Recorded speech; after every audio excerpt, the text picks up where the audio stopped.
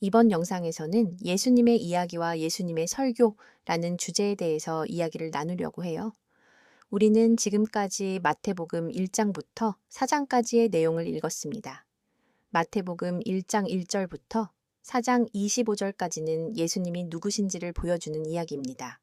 마태복음 초반부의 내용을 간략하게 요약해보면 예수님을 소개하는 계보와 탄생 이야기, 아기 예수님의 가족이 애굽으로 피난 갔다가 다시 나사렛으로 돌아오는 이야기, 동방 박사들과 헤롯 왕의 이야기, 세례 요한의 이야기와 예수님께서 세례를 받으시는 이야기, 예수님이 광야에서 시험 받으시는 이야기, 그리고 요한이 무대에서 물러난 뒤 예수님이 본격적으로 하나님 나라의 복음을 선포하시는 이야기입니다. 이후 마태복음 5장부터 7장까지는 예수님이 산에서 하신 설교입니다. 우리는 일반적으로 이 설교를 예수님의 산상설교라고 부릅니다. 그러므로 예수님에 대한 이야기를 먼저 이해해야 예수님의 설교를 바르게 읽을 수 있습니다. 또한 예수님의 설교를 읽으면 앞에서 기록된 예수님의 이야기가 왜 그렇게 기록되었는지도 더욱 분명하게 보일 것입니다. 예수님의 이야기는 예수님의 설교를 이해하는 열쇠이고 예수님의 설교는 예수님의 이야기를 더욱 분명하게 밝혀주는 해석입니다.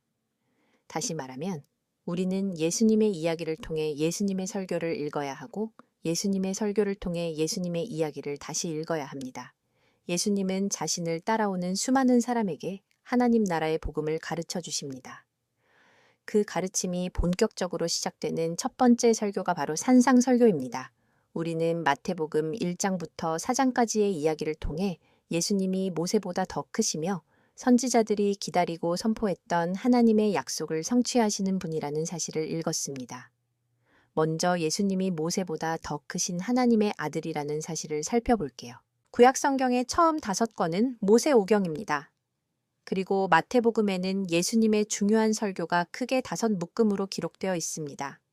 마태복음을 연구하는 많은 학자들은 마태복음에 기록된 예수님의 5설교가 모세오경을 떠올리게 한다고 설명합니다.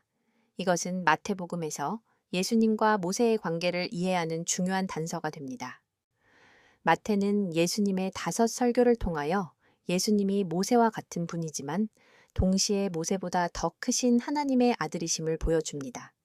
하나님께서는 모세에게 산으로 올라오라고 명령하시고 산에서 모세에게 하나님의 말씀을 주십니다. 모세는 하나님께서 주신 말씀을 이스라엘 백성에게 전달합니다. 예수님도 산에 올라갑니다.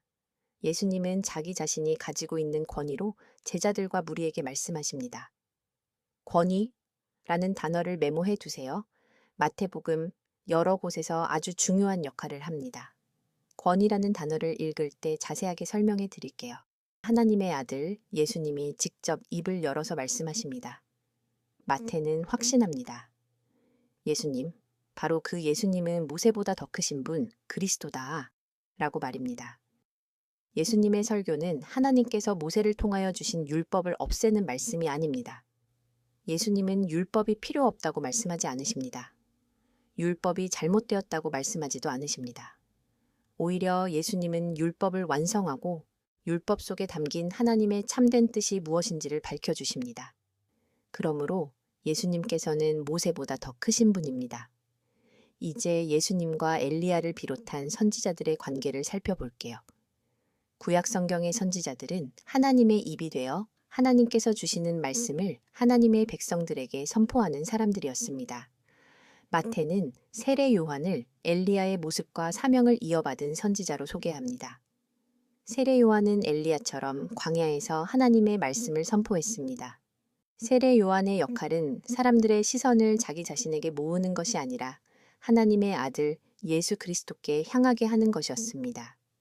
결정적으로 마태는 구약의 여러 선지자가 전한 말씀을 반복해서 인용하며 예수님의 이야기를 써 내려갑니다.